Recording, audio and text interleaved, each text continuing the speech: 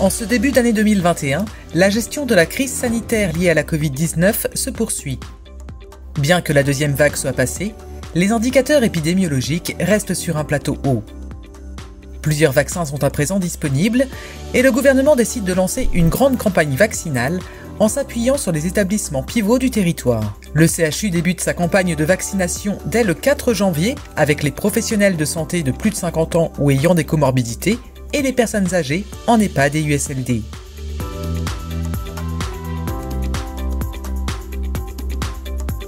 Le CHU de Rouen assure également un rôle essentiel dans la gestion départementale des vaccins. La pharmacie réceptionne et stocke l'ensemble des doses vaccinales et approvisionne les nombreuses structures sanitaires de Seine-Maritime. L'équipe pharmaceutique, spécialisée dans la préparation de médicaments, intervient au sein des centres de vaccination pour la préparation des seringues prêtes à l'emploi à partir des flacons multidoses des vaccins.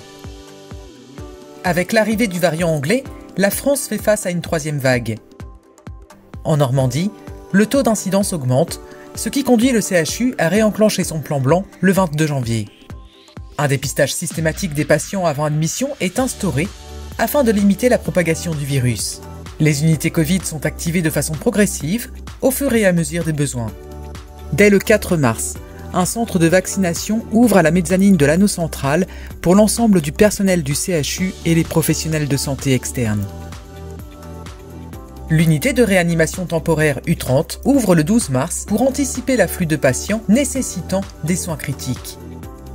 Des infirmiers de tout secteur se forment aux compétences de base de la réanimation pour renforcer les équipes. Ils bénéficient d'une formation d'une semaine, dont 2 jours au centre d'enseignement au centre d'urgence, basé au Medical Training Center, et 3 jours d'immersion en service de réanimation.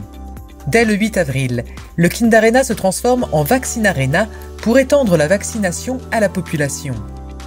Pour épauler les équipes mobilisées, le CESU forme une 60aine d'internes à l'injection vaccinale en centre de vaccination.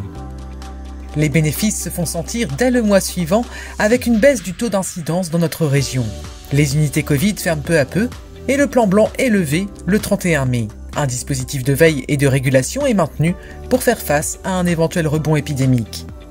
Pour protéger les hôpitaux de toute contamination et pour garantir l'accès aux soins pour tous, le pass sanitaire est requis pour les usagers dès le 9 août, avec l'obligation pour les professionnels de santé d'être vaccinés au 15 septembre. Bien que la situation s'améliore dans l'Hexagone, elle devient préoccupante en Outre-mer, avec une forte augmentation du taux d'incidence et un afflux massif de patients dans les CHU de Martinique et de Guadeloupe. Une quinzaine de professionnels se portent volontaires pour rejoindre les Antilles. Après plusieurs vagues épidémiques successives, le CHU de Rouen reprend progressivement l'ensemble de ses activités médicales et chirurgicales.